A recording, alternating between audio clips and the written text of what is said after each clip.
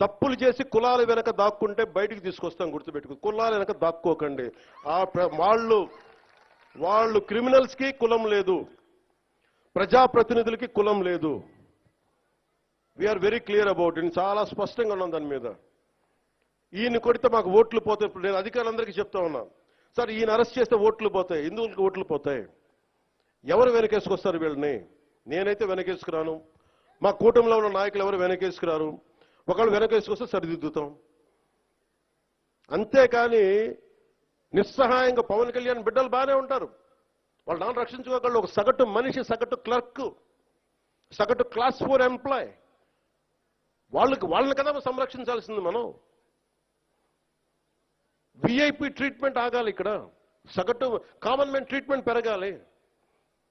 అది తిరుమలలో కావచ్చు, సగటు జీవితంలో కావచ్చు.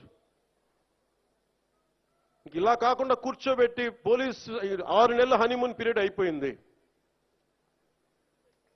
హనీమూన్ పీరియడ్ అయిపోయింది అందరికీ, నాతో సహా.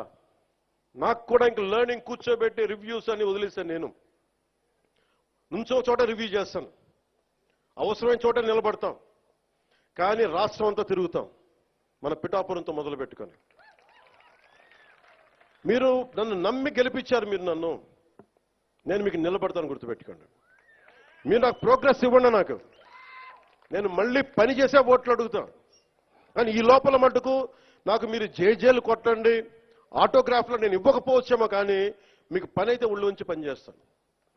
మీరు మొత్తం 5 సంవత్సరాల పాలన అయిన తర్వాత ఇంకొకసారి ఇతనికి ఎమ్మెల్యేగా అవకాశం వచ్చింది ఇవ్వండి. లేదు నువ్వు మాకు నచ్చలేదు వదిలేయండి. మీరు అంత నిక్కచ్చిగా ఉన్నాను, నాతోటి నేను అంత నిక్కచ్చిగా ఉన్నాను. అందుకని నేను చాలా చాలా స్పష్టంగా ఉన్నాను. 15 ఏళ్ల తక్కువ కాకుండా అలయన్స్ ఉండాలని మనస్ఫూర్తిగా నేను ఆ శక్తిపీఠాన్ని ఆనేసి చెప్తా ఉన్నా. కానీ